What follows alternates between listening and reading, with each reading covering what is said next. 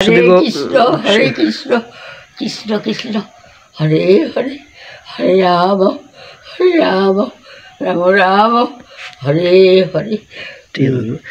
হরে কৃষ্ণ শুধু গৌর ভক্তবৃন্দ। তো বলা হয়েছে যে কলিযুগের মানুষের আয়ুষ্কাল 100 বছর, কিন্তু বর্তমানে আমরা দেখতে পাচ্ছি কেবল সবে মাত্র 50-60 হয়, তার মধ্যে রোগশোক হয়ে এই জগৎ থেকে তার চলে যেতে হয়। তো এই যে যাকে দেখতে পাচ্ছেন আমাদের দিদিমা, তার 100 বছর অনেক আগেই পূর্ণ হয়েছে।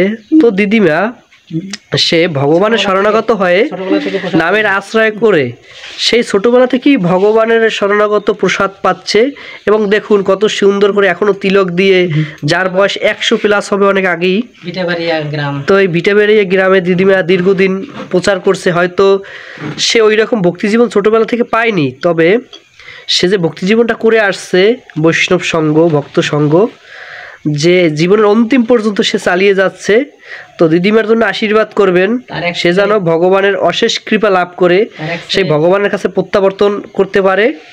হরি বল। হরে কৃষ্ণ কৃষ্ণ কৃষ্ণ কৃষ্ণ হরে হরে, হরে রাম রাম রাম হরে হরে।